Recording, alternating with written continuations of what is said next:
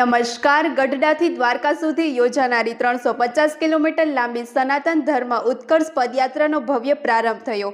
બોટાદ જિલ્લાના ગઢડા તાલુકામાં આવેલા ગોપીનાથજી સ્વામિનારાયણ મંદિરમાંથી હજારો હરિભક્તોની ઉપસ્થિતિમાં વાજતે ગાજતે પદયાત્રાનું પ્રસ્થાન કરવામાં આવ્યું.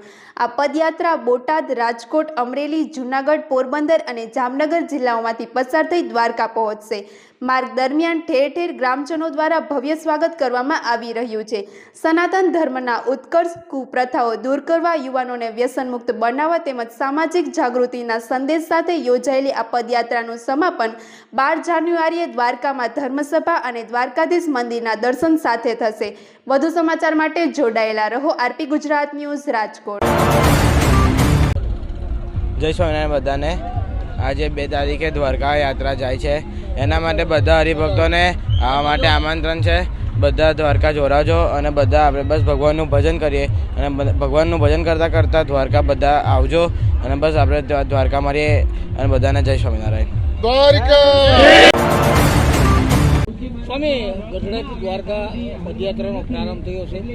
પદયાત્રા કેટલા કિલોમીટરની છે, કેટલા દિવસે પહોંચ્યો અને શું હેતુ?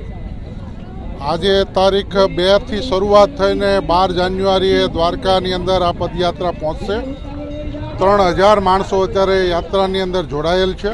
દ્વારકા જતા 12000 યાત્રીઓ, પદયાત્રીઓ ચાલીને દ્વારકા પહોંચશે અને સનાતન ધર્મના ઉત્કર્ષ માટે આ પદયાત્રાનું આયોજન કરવામાં આવેલ છે. વડતાલ શ્રી આચાર્ય અજેન્દ્ર પ્રસાદજી મહારાજ, નુગેન્દ્ર પ્રસાદજી મહારાજ અને સમગ્ર ધર્મકુળ આ યાત્રામાં જોડાયેલું છે.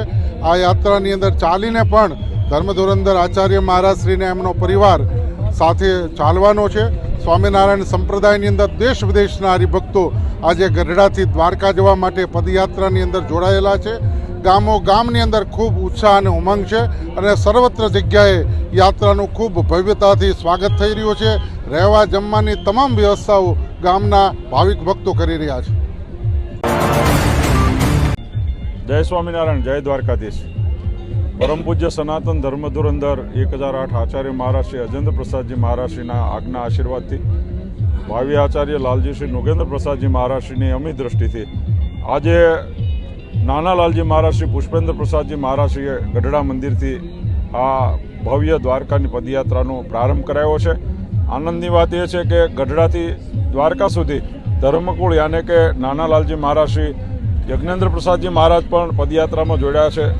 બહેનો જોડાયા છે, પૂજ્ય વહુજી મહારાજ જોડાયા છે અને ખાસ કરીને સનાતન ઉત્કર્ષ યાત્રાનું લક્ષ્ય લઈ અને આજે સમાજની અંદર જે બદીઓ પ્રગટી છે, વ્યસન, યુવાનો વ્યસનમાં ધકેલાઈ રહ્યા છે, દીકરીઓ ગમતી નથી, ત્યારે બેટી બચાવો બેટી પઢાઓની જે ભારત સરકારની નેમ છે એને પણ ઉજાગર કરવા માટે વહુજી મહારાજ, બહેનશ્રી બધા ચાલે છે અને વૃક્ષારોપણ, ગૌરક્ષા, ગંગા રક્ષા આવા પવિત્ર હેતુ સાથે 12 તારીખે દ્વારકા ભગવાન જગત મંદિરના દ્વારકાધીશના દર્શન થશે અને ત્યાં પણ હજારો હરિભક્તો લાલજી મહારાજની નિશ્રામાં ધર્મસભા અને ધર્મકુળના વરદ હસ્તે દિવ્ય ધજાનું આરોપણ થશે. જય સ્વામિનારાયણ.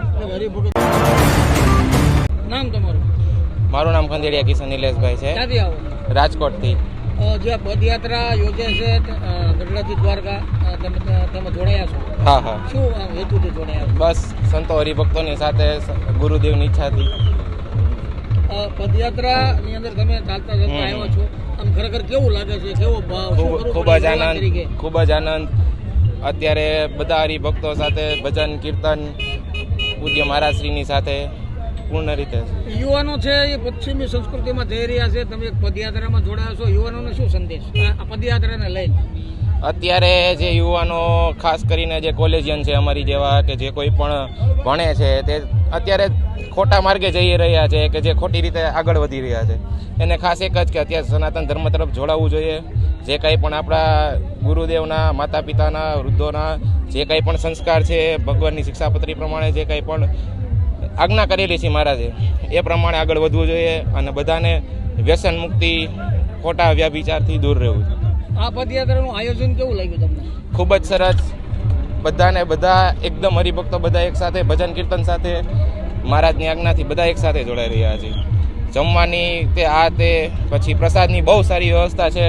બધું શિક્ષાપત્રીની આજ્ઞા મુજબ ગાડી ચોડીને બધું વ્યવસ્થિત થઈ રહ્યું.